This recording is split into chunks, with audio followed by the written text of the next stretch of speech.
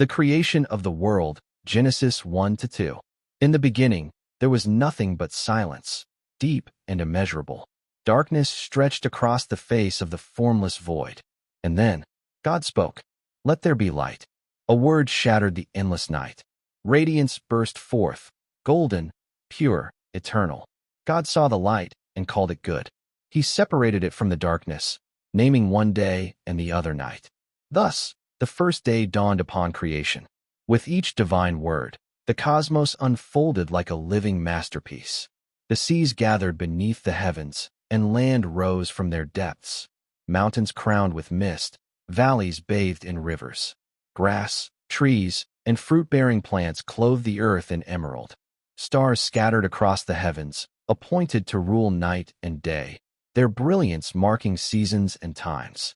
Then came the creatures, fish swarming the oceans, birds filling the skies with song, beasts roaming the wilderness. Yet, creation was not complete. Then God said, "Let us make man in our image." And from the dust, he formed Adam.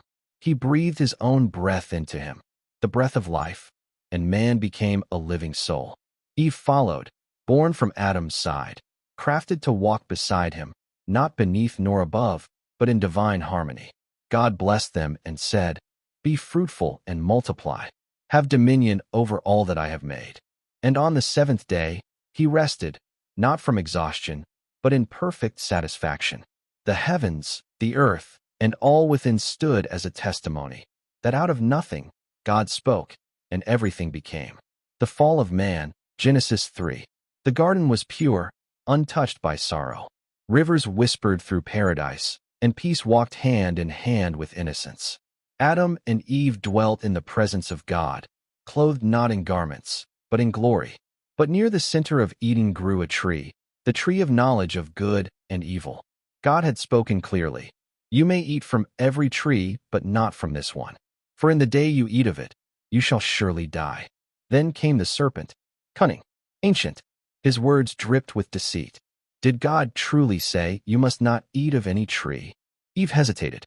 "We may eat, except from that one, lest we die." The serpent smiled. "You shall not surely die. For God knows that in the day you eat, your eyes shall be opened. You shall be as gods, knowing good and evil." The fruit gleamed with forbidden beauty. Eve reached out. One bite, then another passed to Adam. And in that moment, innocence shattered. Their eyes were opened, and shame covered them like a heavy cloak. They hid among the trees when they heard his voice, the voice that once brought them joy. "Adam, where are you?" "We were afraid," Adam said, "because we were naked." Judgment fell like thunder. The serpent cursed to crawl, the woman to bear sorrow, the man to toil and sweat. And the gate of Eden closed behind them, sealed by flaming swords.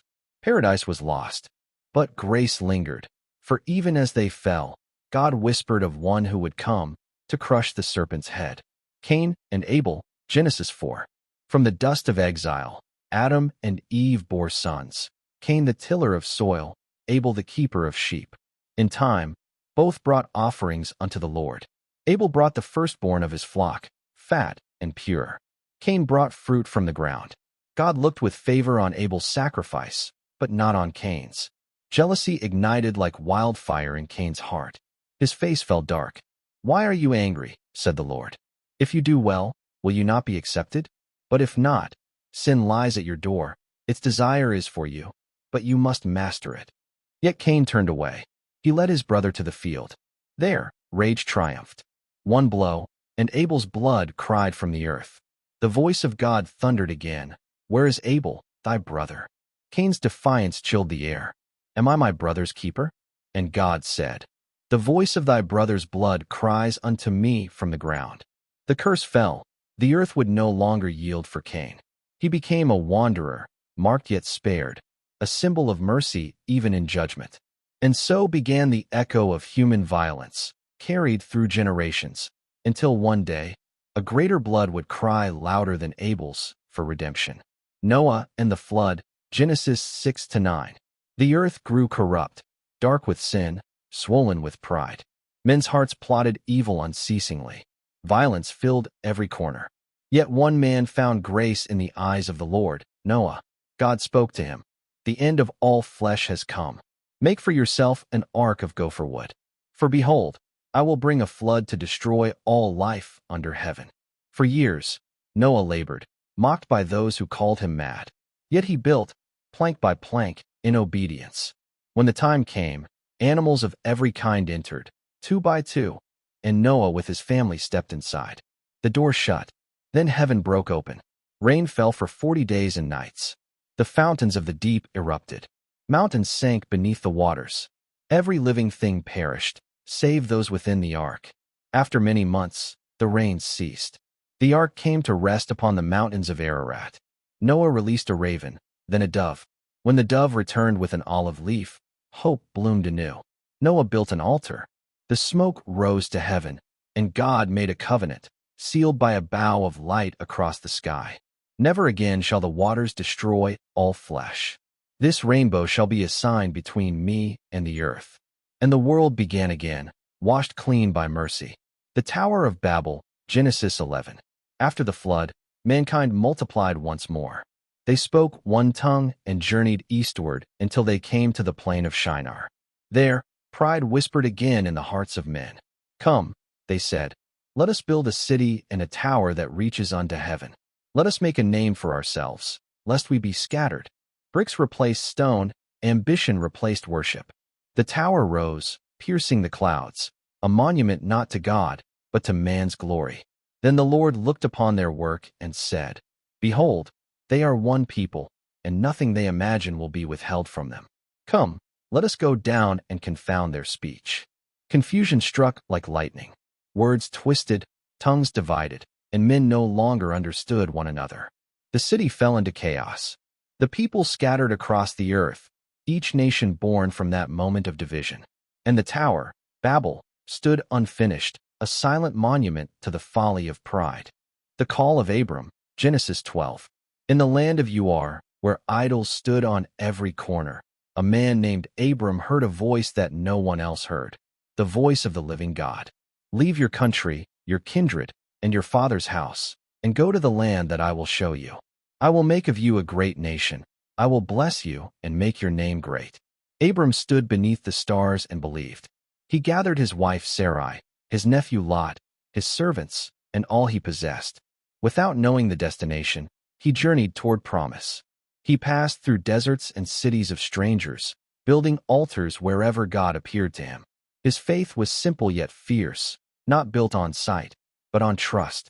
And though the world knew him as a wanderer, heaven called him the father of nations. God's covenant with Abram, Genesis 15. Years passed, and still, no child was born.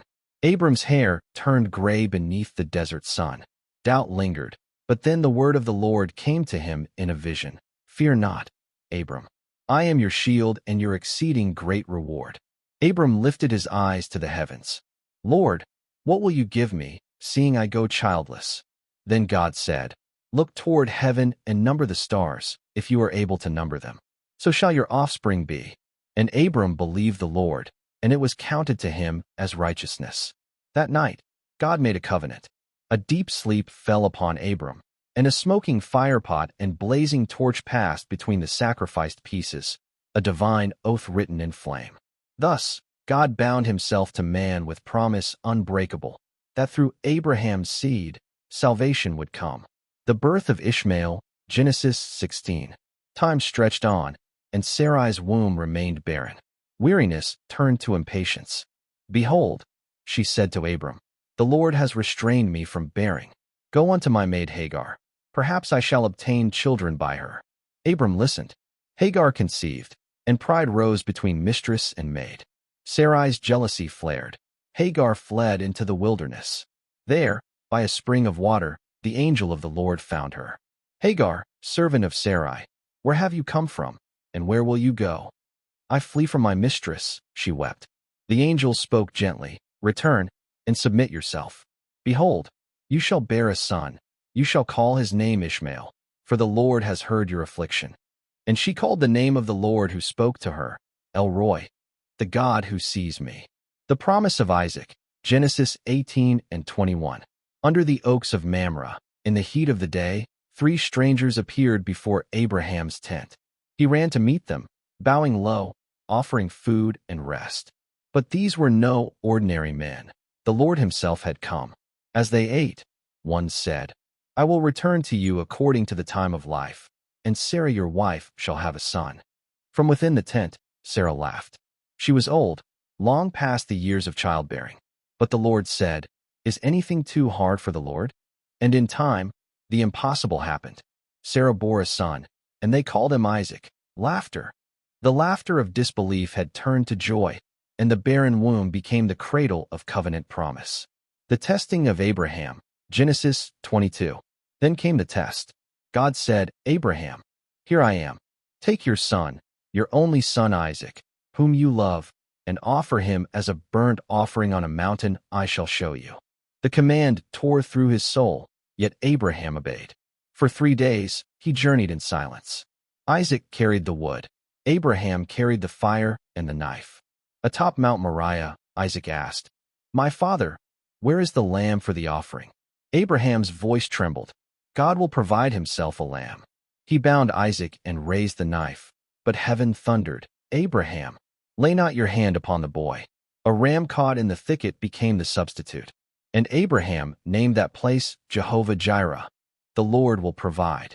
For there, on that mountain, God foreshadowed the day when another son would carry the wood and become the lamb. The marriage of Isaac and Rebekah, Genesis 24. Abraham was old, and Isaac needed a wife, not from the Canaanites, but from his own kin. So Abraham sent his servant, Eliezer, to find her. At the well of Nahor, Eliezer prayed, "O Lord, let the woman who offers water to me and my camels be the one you have chosen." Before he finished speaking, Rebekah appeared, kind, beautiful, and strong. She drew water not only for him, but for every camel. The sign was clear. Rebekah agreed to go, saying, "I will go." She left her home and journeyed across the desert. At eventide, Isaac was meditating in the field when he saw her approaching. Their eyes met, a moment of divine destiny. And Isaac took Rebekah, and he loved her. Esau and Jacob, Genesis 25-27. Rebekah bore twins, Esau, the hunter, and Jacob, the quiet one. Even in the womb, they struggled. God said, "2 nations are in your womb, and the elder shall serve the younger." Esau sold his birthright for a bowl of stew. Hunger won over heritage. Later, when Isaac was old and his eyes dim, Jacob, guided by Rebekah, disguised himself as Esau and stole the blessing. Isaac trembled, Esau wept, and the house filled with division. Yet behind the deceit, God's plan unfolded. For the blessing could not be revoked. The covenant line would flow through Jacob. Jacob's ladder, Genesis 28. Fleeing from Esau's wrath, Jacob slept beneath the open sky, a stone for his pillow. That night, he dreamed, and behold, a ladder stretched from earth to heaven, and angels ascended and descended upon it. At the top stood the Lord. "I am the God of Abraham and Isaac. The land where you lie, I will give to you and to your offspring. I am with you and will not leave you." Jacob awoke trembling. "Surely the Lord is in this place, and I knew it not." He named the place Bethel, house of God. And from that moment, the deceiver began his journey toward becoming Israel. Jacob wrestles with God, Genesis 32. Years passed. Jacob returned to face Esau. On the eve of their meeting, he camped alone beside the river Jabbok, restless, haunted by guilt and fear. That night, a man wrestled with him until dawn. Neither yielded. When the stranger touched Jacob's hip, it dislocated, yet Jacob clung to him. "I will not let you go unless you bless me." The man said, "What is your name?" "Jacob." "Your name shall no longer be Jacob, but Israel, for you have striven with God and prevailed." And Jacob limped into the sunrise, forever marked by divine encounter, wounded, yet blessed. Joseph's dreams and betrayal, Genesis 37. Joseph, the beloved son of Jacob, wore a coat of many colors, a symbol of favor that ignited his brother's envy. He dreamed that the sun, moon, and stars bowed to him, that his brothers' sheaves bowed to his own. Their hatred grew. They plotted against him. "Behold, the dreamer cometh," they sneered. They stripped him of his coat, threw him into a pit, and sold him to passing traders for 20 pieces of silver. Bloody garments were brought to Jacob, and he wept, believing his son slain. But God's plan was not buried in the pit. Joseph was carried to Egypt, betrayed, yet chosen, bound for destiny. Joseph in Potiphar's house. Genesis 39. Joseph, sold into Egypt, became a servant in the house of Potiphar, captain of Pharaoh's guard. Though a stranger in a foreign land, his faith and integrity shone. God blessed Joseph, and everything he touched prospered. Potiphar saw it and appointed him overseer of his house, master of all he owned. Yet prosperity drew the eye of temptation. Potiphar's wife coveted Joseph, sending sly words and longing looks. "Lie with me," she demanded. But Joseph's heart trembled at the thought of sin. "How can I do this great evil and sin against God?" Her schemes grew, and one day she caught him alone. He fled, leaving his garment in her hands. She screamed, accusing him falsely. Joseph was cast into prison, the innocent suffering under lies. Yet even in the dark, God's presence did not abandon him. The keeper of the prison saw that God was with Joseph, and he prospered there too, gaining favor among all who were captive. Joseph interprets dreams in prison. Genesis 40. Two of Pharaoh's officers, the chief cupbearer and the baker, were imprisoned with Joseph. Both dreamed strange dreams, unsettling their hearts. Joseph approached them. "Do not interpretations belong to God? Tell me your dreams." The cupbearer dreamed of a vine with 3 branches, yielding grapes for Pharaoh's cup. Joseph said, "Within 3 days, you shall be restored to your position." The baker dreamed of baskets upon his head, filled with bread eaten by birds. Joseph declared, "Within 3 days, Pharaoh will lift your head from you, and you shall die. The birds shall eat of it." Everything came to pass exactly as Joseph had said. Yet the cupbearer forgot him, leaving Joseph in prison for 2 more long years. Even so, Joseph never wavered. God's plan moved silently, preparing the way for a future that would save nations. Pharaoh's dreams. Genesis 41. Pharaoh, king of Egypt, was troubled by 2 dreams. In one, 7 fat cows were devoured by 7 lean cows. In the other, 7 healthy ears of grain were swallowed by 7 thin ones. None could interpret them. The cupbearer finally remembered Joseph. Summoned before Pharaoh, Joseph bowed low. "It is not in me. God will give Pharaoh an answer of peace." Joseph explained, 7 years of abundance would be followed by 7 years of severe famine. Pharaoh must appoint a wise man to store grain during the years of plenty, to survive the years of want. Pharaoh saw the Spirit of God upon Joseph and made him ruler over all Egypt, second only to Pharaoh himself. He was clothed in fine linen, gold on his neck, and given authority over the land. Joseph's wisdom saved Egypt and surrounding nations, the fulfillment of God's plan, turning betrayal into salvation.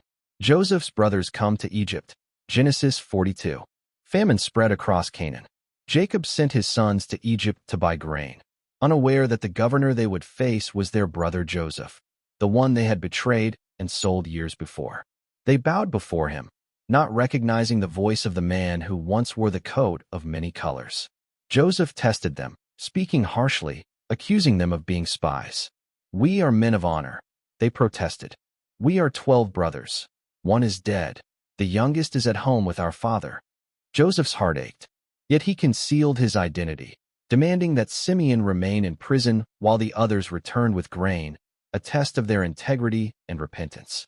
Even in judgment, God's hand guided him. A future reconciliation was being prepared. Joseph reveals himself. Genesis 45. The famine grew severe, and Jacob's family returned, pleading for mercy. Joseph could no longer contain himself. He wept, his voice shaking. "I am Joseph. Is my father still alive?" Trembling, the brothers fell before him. Joseph embraced them.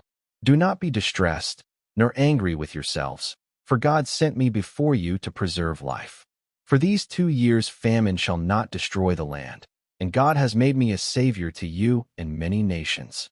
Tears flowed, forgiveness was spoken aloud, and reconciliation became real. Joseph's coat of many colors, once a symbol of envy and betrayal, now reflected mercy and divine providence. The birth of Moses. Exodus 2. In the land of Egypt, Pharaoh's heart hardened. He commanded that every Hebrew male child be thrown into the Nile. The people of Israel groaned under oppression, crying out to the Lord. A Levite woman, Jochebed, gave birth to a son. She saw that he was beautiful and hid him for 3 months. When hiding became impossible, she crafted a basket of bulrushes, sealed it with tar, and placed him among the reeds along the riverbank. His sister Miriam watched from afar. Pharaoh's daughter came down to bathe in the river and saw the basket. She opened it and saw the child crying. Her heart softened. "This is one of the Hebrew children," she said. Miriam ran to fetch the boy's mother as a nurse, and Jochebed raised her own son under the protection of Pharaoh's household. She named him Moses, drawn out of the water. Thus, the Savior of Israel was nurtured under the very shadow of oppression, hidden yet prepared for destiny. Moses flees to Midian, Exodus 2-3. As Moses grew, he saw the suffering of his people. One day, he witnessed an Egyptian striking a Hebrew slave. Moses' righteous anger flared, and he struck the Egyptian, hiding the body in the sand. Word spread. Pharaoh sought to kill him. Moses fled into the wilderness of Midian, leaving Egypt behind, a fugitive among strangers. He came to a well where shepherds struggled to water their flocks. He helped them, and Reuel, the priest of Midian, welcomed him. Moses married Zipporah, and years passed in quiet tending of flocks. Yet God's plan was at work. On Mount Horeb, Moses saw a bush ablaze with fire yet untouched by flame. "Take off your sandals," the Lord commanded. "I have seen the affliction of my people, and I will deliver them. You shall lead them out of Egypt." Moses trembled, voice faltering. "Who am I to go?" God replied, "I will be with you. This shall be your sign. When you have brought my people out, you shall serve me upon this mountain." The shepherd became a prophet, and the destiny of nations rested on his shoulders. The burning bush, Exodus 3. Moses stepped closer, drawn to the supernatural glow. The bush burned, but was not consumed. A voice like thunder yet gentle called, "Moses, Moses." "I am here," he said. The Lord's words poured over him. "I am the God of your fathers, the God of Abraham, Isaac, and Jacob. I have seen the suffering of my people in Egypt. I have heard their cries, and I come to deliver them. Go, assemble the elders, and speak to Pharaoh. Let my people go." Fear gripped Moses. But what if they do not believe me? God provided a sign. Moses' staff would become a serpent, leprous hands healed at a touch, water turned to blood, demonstrations of divine power to confirm his word. Thus began the calling of Moses, shepherd, prophet, and liberator. Moses returns to Egypt, Exodus 4-5. With trembling heart, Moses returned to Egypt, staff in hand, carrying the weight of God's promise. He met Aaron, his brother, who would speak for him, for Moses felt his voice weak. They confronted Pharaoh. "Thus says the Lord, let my people go, that they may serve me." Pharaoh's heart was hardened. He increased the burdens of the Israelites, forcing them to gather straw while maintaining the same quota of bricks. The people groaned, crying to God, asking, "Why have you sent us into this misery?" Moses prayed, "Lord, why?" But the call was clear: deliverance comes through trials. The chains of oppression would break, but only when the time was ripe. God's power would be revealed through patience, courage, and unwavering faith. The first plague, water turned to blood, Exodus 7. God commanded Moses and Aaron to confront Pharaoh once more. They stood by the Nile, staff in hand. "Thus says the Lord, strike the water of Egypt, and it shall become blood. Fish shall die, the river shall stink, and the Egyptians shall loathe the water." Aaron stretched his staff over the waters. The Nile writhed and red, thick and foul. Pharaoh's magicians could imitate only a small measure, but the land trembled under the supernatural judgment of God. Yet Pharaoh's heart remained stubborn. He refused to free Israel.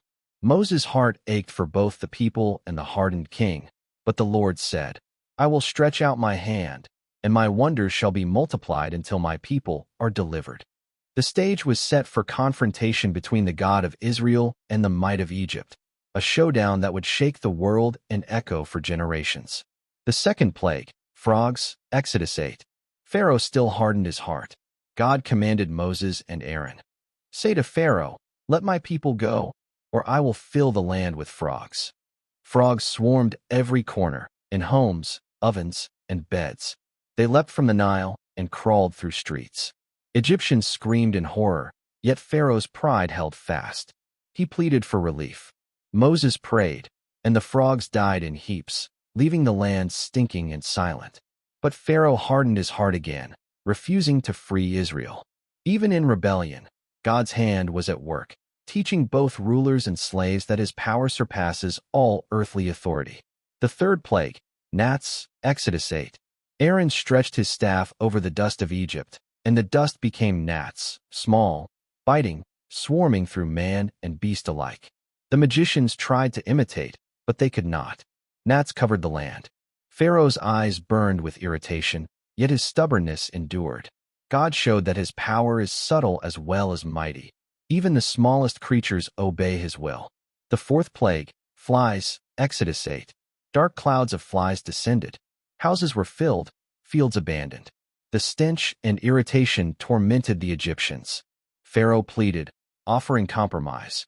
Go, sacrifice to your God in the land, but do not leave Egypt. Moses refused, for God demanded obedience, not half measures. Pharaoh hardened his heart, and the stage was set for more dramatic judgment. The fifth plague, livestock disease, Exodus 9. A fatal disease struck the livestock of Egypt. Horses, camels, cattle, and sheep perished, yet Israel's herds remained untouched. Pharaoh's anger grew.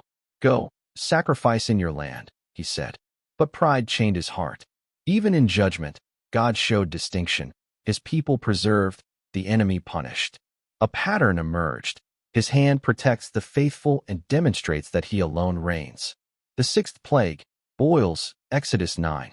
Moses and Aaron struck the dust of the earth, and boils broke out on man and beast alike. Pain and sores covered the Egyptians, yet Pharaoh's heart remained unyielding. The magicians could not stand before Moses, and fear began to take root. God's power is not only visible but unavoidable, a warning that pride cannot resist the will of the Almighty. The seventh plague, hail, Exodus 9. God commanded Moses to stretch his staff toward the sky. Thunder roared, lightning flashed, and hail fell, the likes of which no Egyptian had ever seen. The hail shattered crops, smashed trees, and killed animals caught in the fields. Only in Goshen, the land of Israel, was there safety. Pharaoh admitted sin and begged Moses to intercede. Yet his heart hardened again. The battle between human stubbornness and divine authority intensified. The eighth plague, locusts, Exodus 10. Darkness fell over Egypt as locusts devoured what remained. They stripped fields bare, leaving famine behind. Pharaoh called Moses, his voice trembling. Go, serve your God, but leave your flocks and herds behind. Moses refused compromise. God demanded full obedience. The locusts left nothing untouched, a vivid demonstration that partial submission is no substitute for true surrender. The ninth plague, darkness, Exodus 10. A darkness descended over Egypt so thick it could be felt. For 3 days, no one saw another. The air trembled with fear. Yet Israel had light in their homes. God protected his people in the midst of judgment. Pharaoh's heart remained stubborn, yet the tension mounted. The final act was near. The 10th plague, the death of the firstborn, Exodus 11-12. God instructed Moses, every firstborn in Egypt would die, from Pharaoh's own son to the firstborn of livestock. A final, devastating blow. But the Israelites were commanded, take a lamb, sprinkle its blood on the doorposts, and eat the flesh with unleavened bread. When the angel of death passed over, those with the blood were spared. That night, sorrow and wailing filled Egypt, yet Israel was protected. God's mercy and justice intertwined in a single, dramatic act of deliverance. The Exodus begins, Exodus 12-13. Pharaoh finally relented. Israel packed in haste, unleavened bread in hand, flocks and herds following. They left Egypt with wealth given by grateful Egyptians. The journey began, guided by God himself, a pillar of cloud by day, a pillar of fire by night. Pharaoh's heart would harden once more, chasing them to the edge of the Red Sea. Israel's bondage ended, but the path to freedom would demand trust, courage, and the power of God's miraculous hand. Crossing the Red Sea, Exodus 14. Pharaoh's army thundered behind, chariots flashing, swords raised. Israel trembled, trapped between the sea and death. Moses stretched out his staff, and the waters parted, towering walls of water on either side. The Israelites walked on dry ground, the seabed firm beneath their feet. The Egyptian army pursued, but when the last Israelite reached the shore, Moses stretched his hand again. The waters collapsed, sweeping the chariots and horsemen into the depths. Israel saw the power of God. Fear turned to worship. "The Lord has saved us," they cried, and the song of deliverance echoed across the desert. The Song of Moses, Exodus 15. Moses and the Israelites sang a song to the Lord, praising his power and salvation. "Sing to the Lord, for he has triumphed gloriously. Horse and rider he has thrown into the sea." The song celebrated God's might, his faithfulness, and the liberation of his people. It became a legacy, sung through generations, a reminder that even the impossible bends before the Almighty. Water from the rock, Exodus 17. In the wilderness, Israel thirsted. The people complained, doubting the God who had saved them. Moses cried out, and God commanded him, "Strike the rock at Horeb, and water shall flow." He struck, and streams gushed forth, quenching the people's thirst. God provided, a tangible sign of his faithfulness, teaching Israel that dependence on him brings life even in the desert. Amalek defeated, Exodus 17. The Amalekites attacked Israel from behind. Moses commanded Joshua to lead the battle while he stood on a hill, staff raised toward heaven. As long as Moses' hands were lifted, Israel prevailed. When they lowered them, Amalek gained ground. Aaron and Hur held his hands up, weary arms steady, until sunset. The Amalekites were defeated. Israel witnessed that victory comes not by strength alone, but by God's power and the unity of his people. Jethro's advice, Exodus 18. Moses' father-in-law, Jethro, visited and observed the burden Moses carried, judging disputes from dawn to dusk. "Why do you alone bear the people's burden?" he asked. Moses explained, and Jethro said, "Select capable men, able, God-fearing, and trustworthy. Let them judge smaller matters. Only the difficult cases bring to you." Moses listened and implemented this counsel, establishing leadership and justice for the community. Even in divine missions, wisdom and delegation are gifts of God. Arrival at Sinai, Exodus 19. 3 months after leaving Egypt, Israel arrived at Mount Sinai. Smoke and fire engulfed the mountain. A thick cloud covered it, and the sound of a trumpet grew louder. God spoke to Moses, "You have seen what I did to Egypt. If you obey me fully, you shall be my treasured possession among all peoples." The people trembled. "We will do all that the Lord has spoken," they said. The mountain became a sanctuary of awe, a meeting place between heaven and earth. The 10 Commandments given, Exodus 20. God descended upon Sinai in fire, and the mountain shook. He spoke his words, "You shall have no other gods before me. You shall not make for yourself any carved image. You shall not take the name of the Lord in vain. Remember the Sabbath day, to keep it holy. Honor your father and mother. You shall not murder. You shall not commit adultery. You shall not steal. You shall not bear false witness. You shall not covet." The people trembled, and Moses drew near to receive the tablets written by God's own hand. These laws became the covenant, the moral compass that would guide Israel through the ages. The golden calf, Exodus 32. While Moses stayed on the mountain, Israel grew restless. They demanded, "Make us gods who shall go before us." Aaron fashioned a golden calf from the jewelry. The people worshipped it, offering sacrifices, singing, and dancing in revelry. Moses descended, tablets in hand, and saw the abomination. In righteous anger, he shattered the stones. "How could you betray the Lord who delivered you from Egypt?" God's judgment loomed, yet Moses interceded. He pleaded for mercy, and the Lord relented, showing that repentance can turn away wrath. Renewal of the covenant, Exodus 34. Moses returned to the mountain to plead for the people. God called him up again, giving new tablets.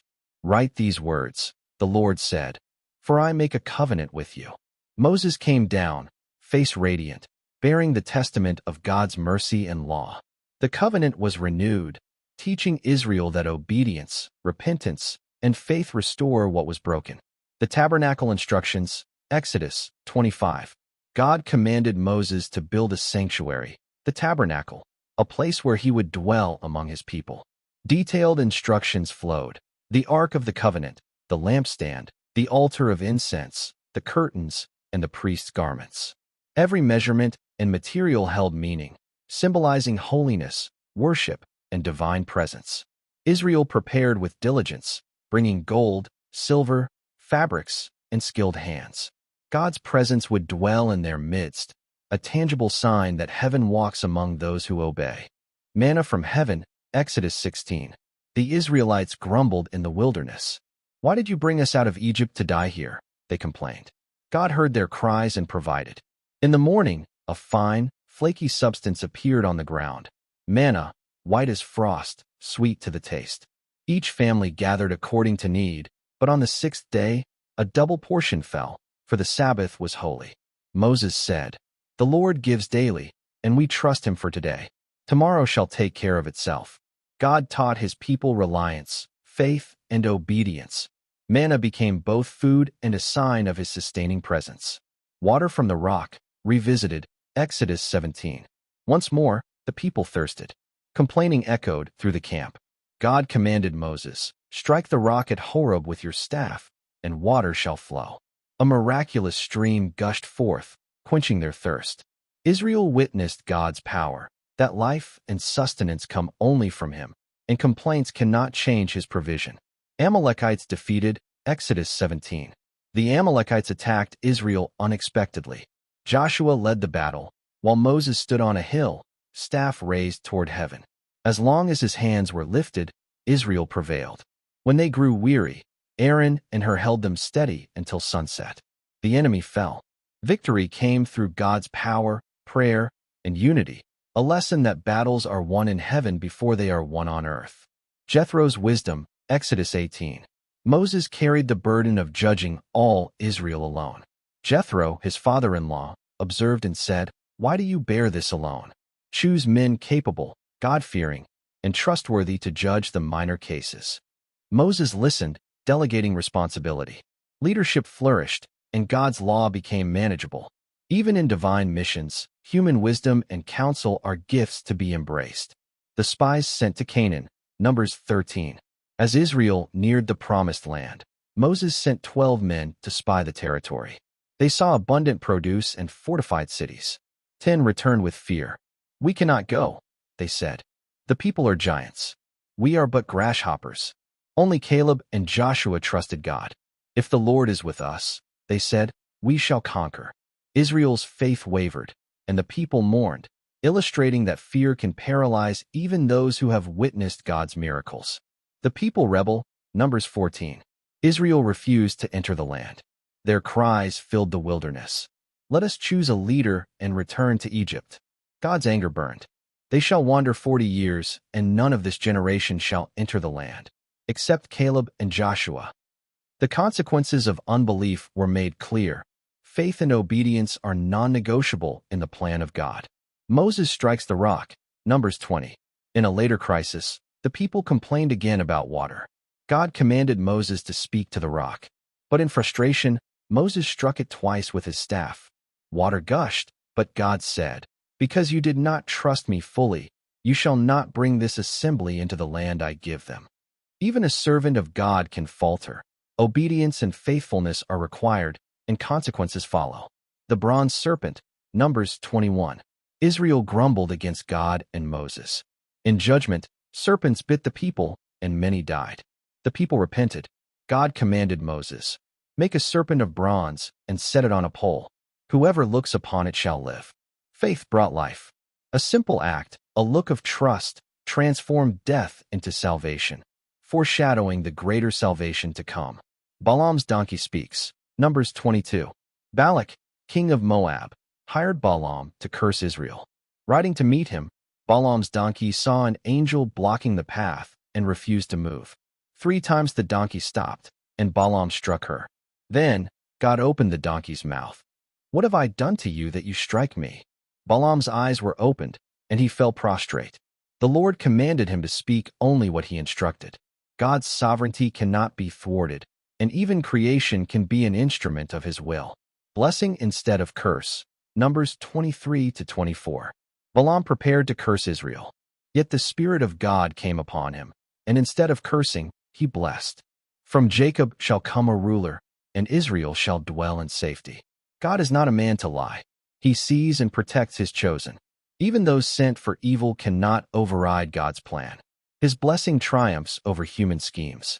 Moses' death on Mount Nebo, Deuteronomy 34. After 40 years in the wilderness, Moses climbed Mount Nebo, gazing upon the promised land. The land of milk and honey stretched before him, yet he would not enter. God had told him, "You shall see it with your eyes, but you shall not cross over." Moses' heart swelled with awe and sorrow. He had led a nation, confronted Pharaoh, and seen miracles beyond imagination. The Lord said, "This is the land I promised to Abraham, Isaac, and Jacob." Moses died there, old and full of years, and God himself buried him in an unknown place. Israel wept for 30 days, mourning the prophet, leader, and servant of the Most High. Joshua becomes leader, Joshua 1. God spoke to Joshua, the servant of Moses, "Moses, my servant, is dead. Now arise, cross the Jordan with all this people into the land I give them. Be strong and courageous. Do not be afraid or discouraged, for the Lord your God is with you wherever you go." Joshua prepared the people. Their faith wavered, yet God's promise remained. The land was theirs. The Ark of the Covenant led the way, a visible reminder of God's presence. Crossing the Jordan, Joshua 3. At the banks of the Jordan, waters piled high like a wall. The priests stepped into the river, carrying the ark. The waters stopped flowing, forming a dry path. Israel crossed on dry ground. Stones were taken from the riverbed to build a memorial, a witness for generations. Wherever you go, remember the power of God who delivers. The fall of Jericho, Joshua 6. Jericho, fortified and proud, seemed impenetrable. God's strategy was unconventional. For 6 days, Israel marched once around the city with the ark, priests blowing trumpets. On the 7th day, they circled 7 times. At God's command, the people shouted. Walls collapsed. The city was destroyed. Rahab, who had protected Israel's spies, and her family were spared. The conquest demonstrated that victory comes from obedience to God, not human might. Achan's sin and punishment, Joshua 7. Israel celebrated Jericho's fall, but Achan coveted spoils, hiding gold and silver. God's anger burned. Israel suffered defeat at Ai. Joshua sought God's counsel. Achan was found, confessing his sin. He and his family were executed, and the plunder destroyed. God's holiness demanded obedience, and sin, even hidden, brings consequences. Ai defeated, Joshua 8. After Achan's sin was addressed, Israel followed God's strategy. Ambushes and tactics guided by divine command brought Ai to ruin. The people burned the city, and a renewed covenant was proclaimed. Victory returned because God's instructions were obeyed. Gibeonites deceived Israel, Joshua 9. The Gibeonites, fearing Israel, disguised themselves as travelers. They sought peace, asking for a covenant. Israel, without seeking God's counsel, swore an oath. When the deception was revealed, Israel honored the covenant, a lesson that even good intentions must be guided by God's wisdom. Sun stands still, Joshua 10. 5 Amorite kings waged war against Gibeon. Joshua prayed, and God answered miraculously. The sun shall stand still over Gibeon, and the moon in the valley of Ajalon.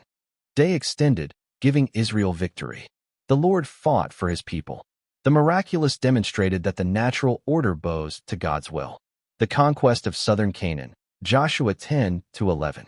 Joshua led Israel through southern Canaan, destroying fortified cities, defeating kings, and taking possession of the land. God's promise unfolded. Every step, every battle was guided by his hand. The land was not conquered by might alone, but by faith, obedience, and trust in the living God. The conquest of northern Canaan, Joshua 11. Northern kings formed a coalition, fearing Israel's advance. Joshua and the Lord led Israel to victory. Cities fell, kings perished, and the land was subdued.